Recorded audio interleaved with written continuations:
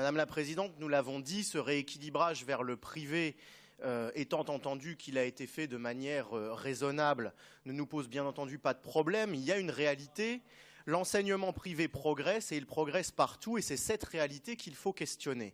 Qu'est-ce qui aujourd'hui pousse une famille, parfois très modeste, à vouloir se sacrifier pour mettre ses enfants dans une école privée qui le plus souvent n'a aucun rapport avec ses propres convictions religieuses? La réponse est simple, et nous avons tous des exemples dans notre entourage, c'est la faillite de plus en plus évidente de l'éducation nationale. Ces familles fuient les établissements de secteur.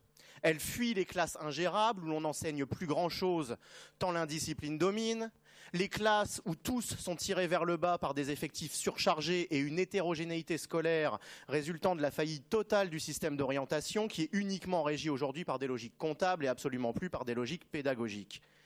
Et c'est un enfant de l'école publique qui vous parle, un enseignant de l'école publique qui vous parle. Je parle donc en connaissance de cause avec ma propre expérience professionnelle et pensez bien que je le regrette amèrement.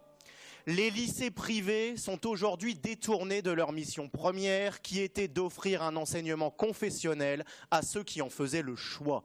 Ils sont aujourd'hui en train de devenir le refuge de ceux qui, toute origine ou confession confondue, veulent essayer d'offrir une éducation un peu plus décente à leurs enfants. Et c'est un véritable problème. Un problème qu'il faudra résoudre au bon niveau de compétence, c'est-à-dire au niveau de l'État.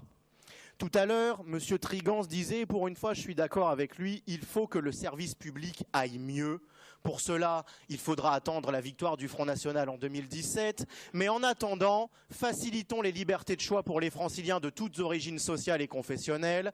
Soutenons le rapport de la majorité, d'autant plus que c'est un des rares rapports depuis le début de votre mandature qui contient des mesures concrètes. Nous ne pouvons donc que vous en féliciter. C'est tellement exceptionnel que nous l'approuverons doublement.